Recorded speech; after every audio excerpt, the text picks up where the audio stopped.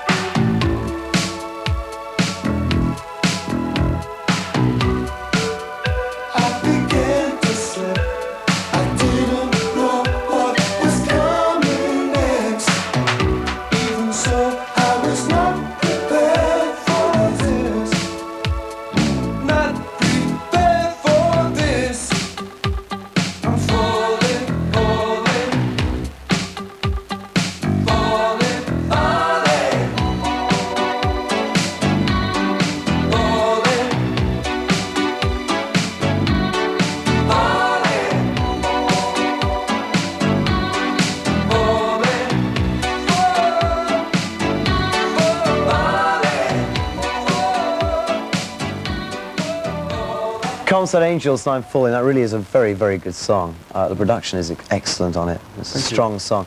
Don't you think the important thing is still to make great songs? Well, yeah, that's always been our priority. And in the past, perhaps the production hasn't been sympathetic to the song, but we're learning about that kind of stuff all the time. Do you think the formula's right now? Well, it's not a formula. No. You just, I don't know, you get your responses in tune. And, you know, as I said, it was an intuitive sort of thing. You've always been a live band, though, haven't you? I mean, that's where you must, where you really kick it. Something we've ignored for a couple of years now. Yeah, you've been lying low. Yeah, we're just so desperate to get back out there now. I mean, you know, people keep saying that Comsat Angels are a great live band, you know, but maybe we should go out and prove it again, you know? Is this the sort of launch, the relaunch then for Comsat Angels at all? No, it's a period of activity. We keep going, we don't intend to give up, you know, we're just going to keep going. The album took longer to actually get ready than we thought it would, which like kept us off the road for a while until we finished that and the singles. You know, wanted to get that right. Now we just want to get out there and play it because we actually believe it's a great album, you know. Probably the best for 2 or 3 albums now. For a band like yourselves who've had such a great following, what is it like to have that vital buzz between yourselves and the audience? Does the adrenaline still pump through? Well, it's the most instant form of appreciation. Yeah. You know, the process of making a record takes so long, and then it goes through the radio play, and then people buy it, and people say, "I bought your record, it was great." But on stage, you do an hour set and come off, and people are clapping for more. Yeah. It's so very rewarding for that, you know. It's really, you can just play a note and get a response, you know, and it's just so much more. Are you frustrated at the lack of good live gigs in Britain generally? I mean, we haven't seen very much exciting I don't know, live I don't really go performances. to gigs. Mick does quite a lot. Yeah, well, I think the whole thing's turning around again because, I mean, last year and for, say, 2 years before that, I mean, the scene was dead, you know. But a funny thing happened recently with a lot of American bands coming over to play in small clubs, and it was, like, strange that the so-called Californian, like, affluent people were putting excitement back into British clubs. And I think the British bands saw this and think, right, we want to get a piece of that action as well. And I think now, especially in the north of England, like, there's more little clubs opening and sold-out gigs happening, so I think that now will be the theme for the next year or so, you know. Do you still see the guitar as the mainstay of a decent rock band? No, I just think it's impossible to, you ought to have everything at your disposal. I mean, we'll use anything, we'll use any instrument, whatever, just as long as it sounds right. We're not precious about guitars, we're not precious about keyboards or anything. I think the guitar's something we just proved the test of time. I mean, it's still it's a very sort of emotional instrument, you know, so I mean, the years have proved it's got some sort of longevity about it. You know, synthesizers come and go, different makes come out, people still use them, you know, but the basic guitar is still with us. You can still create emotion from guitar and vocals, can't you? Sure. Those are the 2 Yeah, areas, yeah. perhaps, in a band. I think the fact that you have been around for 8 years, and in my opinion, coming stronger and stronger each time, I'm looking forward to seeing your gigs very much, must mean that you have the chemistry right.